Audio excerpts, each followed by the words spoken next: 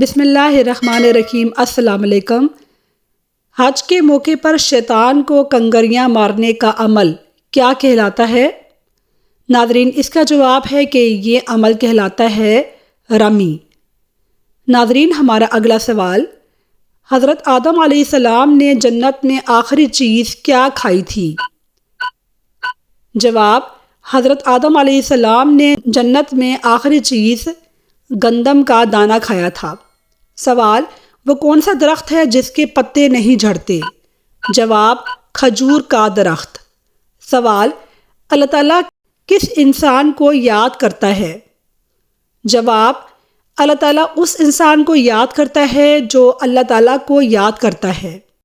جنتی لوگوں کا لباس کس رنگ کا ہوگا؟ جواب، سبز رنگ کا ہوگا۔ سوال، قرآن پاک میں شیاطین کے ناموں میں سے کس نام کا ذکر ہے؟ جواب، ابلیس۔ سوال، کون سا گناہ کرنے سے انسان کی عمر کم ہو جاتی ہے؟ جواب، ماں باپ کے ساتھ بدسلوکی۔ سوال، وہ کون سی سبزی ہے جو گردے کی بیماری کو دور کرتی ہے؟ جواب، اروی۔ سوال، نبی پاک صلی اللہ علیہ وسلم کو نماز پڑھنے کا طریقہ کس نے سکھایا تھا؟ جواب، حضرت جبرائیل علیہ السلام نے سکھایا تھا۔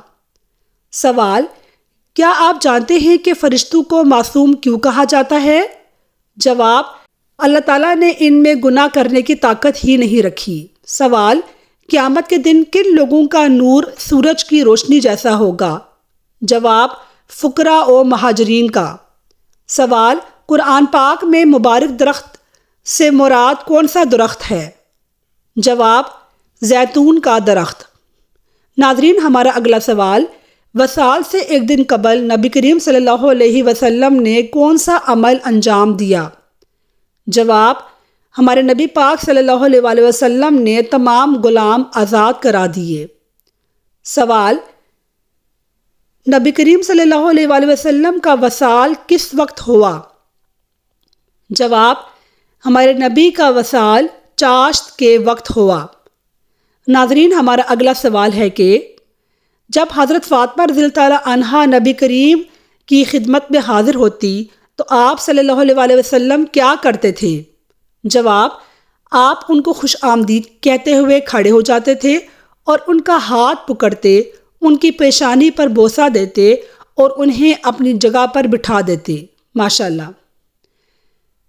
حضرت محمد صلی اللہ علیہ وسلم اپنی رضائی والدہ حلیمہ سعدیہ کے آنے پر ان کے ساتھ کیا سلوک کرتے تھے؟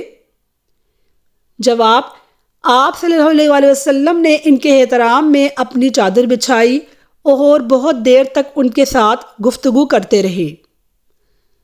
سوال، حضرت محمد صلی اللہ علیہ وسلم نے کن کے ہاتھ چوم لیے تھے؟ جواب، جب ایک بار ایک شخص نبی کریم سے ملاقات کے لیے آیا تو آپ نے اس کی ہتھیلیوں پر نشانات پڑے ہوئے دیکھے۔ آپ نے وجہ دریافت کی تو اس نے کہا، یا رسول اللہ، میں ایک مزدور آدمی ہوں، کسب حلال کے لیے مجھے پتھر توڑنے پڑتے ہیں، محنت کی وجہ سے نشان پڑ گئے ہیں۔ تو ہمارے نبی صلی اللہ علیہ وسلم نے شفقت سے اس کے ہاتھ چوم لیے۔ سوال، ایک شخص نے ہمارے نبی سے قیامت کے بارے میں فرمایا کہ قیامت کب آئے گی؟ تو ہمارے نبی نے کیا جواب دیا؟ ہمارے نبی نے اس کو جواب دیا کہ کیا تم نے قیامت کی تیاری کر لی ہے؟ سوال، ایک مرتبہ ایک شخص نے ہمارے نبی کی تلوار پر قبضہ کر کے ہمارے نبی کو للکارا، ابھی تجھے مجھ سے کون بچائے گا؟ تو ہمارے نبی نے کیا جواب دیا؟ جواب، ایک غزوہ کے موقع پر آپ صلی اللہ علیہ وسلم ایک دوپہر کے وقت ایک درخت کے سائے میں تشریف فرما رہے تھے۔ ایک شخص ادھر آیا، اس نے آپ کی تلوار لٹکی ہوئی دیکھی، اس نے قبضہ کر لیا اور ہمارے نبی کو للکارا، ابھی تمہیں مجھ سے کون بچائے گا؟ تو ہمارے نبی نے اطمینان سے جواب دیا کہ مجھے بچانے والا اللہ ہے۔ یہ جواب سن کر اس بندے پر لرزہ طاری ہو گیا، اس کے ہاتھ سے تلوار گر پڑی۔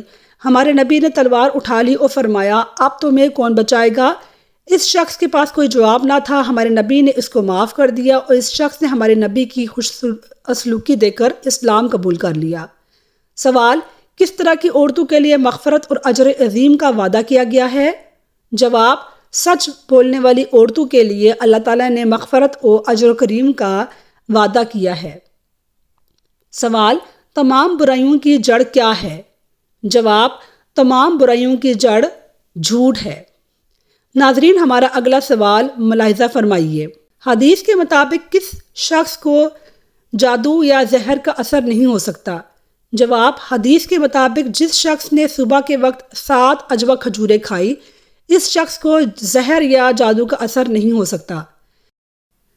نبی کریم نے فرمایا، جو شخص نجومی کے پاس جائے، اس سے کوئی بات پوچھے تو اس کے لیے کیا سزا ہوگی؟